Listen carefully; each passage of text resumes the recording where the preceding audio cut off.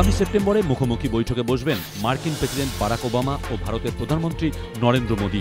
ওবামার আমন্ত্রণে সাড়া দিয়ে বৈঠক হবে সেপ্টেম্বরের শেষে ওয়াশিংটনে। দিন চূড়ান্ত করতে এখন চলছে দুপক্ষের কূটনৈতিক স্তরে আলোচনা।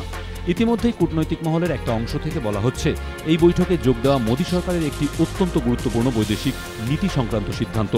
ওই সময়ে রাষ্ট্রপুঞ্জের সাধারণ অধিবেশনও চলবে নিউ ইয়র্কে। ইতিমধ্যেই খোবরাগাড়ে প্রসঙ্গে দুদেশের দ্বিপাক্ষিক সম্পর্ক অনেকটাই উষ্ণতা হারিয়েছে।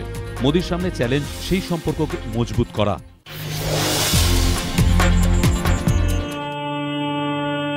আলোয় ভিজেছে চারপাশ, বাজছে নহবত। ছাদনাতলায় এক হলো 4 হাত, পাত্র পাত্রী 20 জোড়া। এবার 43তম বছর। অন্যান্য বছরের মতো বুধবার কাকুরগাছিতে তৃণমূল বিধায়ক পরেশ পালের উদ্যোগে আয়োজন করা হয় গণবিবাহ অনুষ্ঠানের।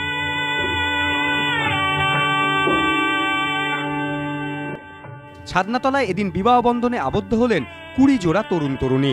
কারো বাড়ি উত্তর 24 পরগনা, কারো বা উত্তরবঙ্গ, কারো ক্ষেত্রে আর্থিক প্রতিকূলতা বা কারো অন্য সমস্যা।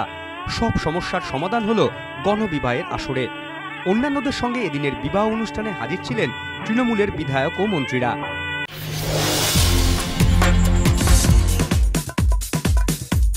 ইন্টারনেটে এগিয়ে ক্রিশ্চিয়ানো রোনাল্ডো, তবে দামি ফুটবলারের তালিকায় তাকে পেছনে ফেলে দিলেন আর্জেন্টিনা ও বার্সেলোনা স্টার লিওনেল মেসি।